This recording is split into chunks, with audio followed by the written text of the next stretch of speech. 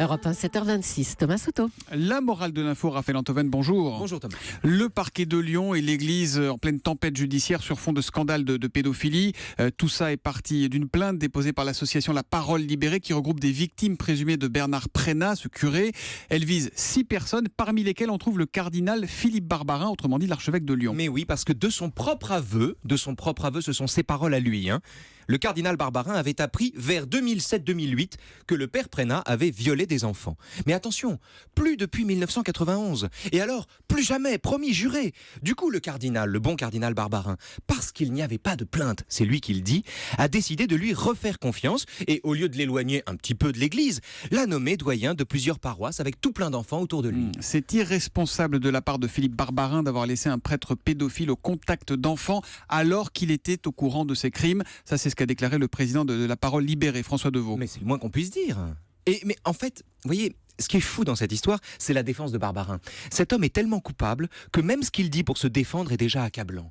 C'est un peu comme si Jérôme Cahuzac entrait dans le bureau de François Hollande en novembre 2012 et lui disait « Écoute François, je suis désolé, dans une autre vie, j'ai planqué de l'argent en Suisse, mais je te jure, c'est fini. » Et recevait pour réponse « Ok Jérôme, je comprends, c'est la vie, personne n'est parfait, mais t'inquiète pas, tu vas démissionner, tu vas faire le mort, je vais t'installer à la commission des finances un petit moment pendant que le truc se calme, ok ?» On serait gouverné par Al Capone si c'était le cas. Eh ben Barbarin, c'est ça.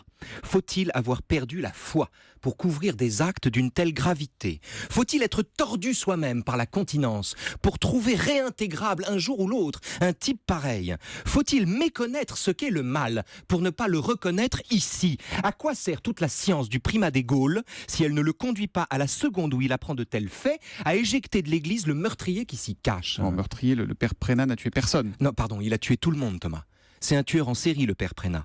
Un tueur que l'aveu de ses crimes n'excuse pas et issu d'une institution qui, parce qu'elle impose la chasteté à ses représentants, produit inévitablement, quelle que soit la bonne volonté du pape, des prédateurs.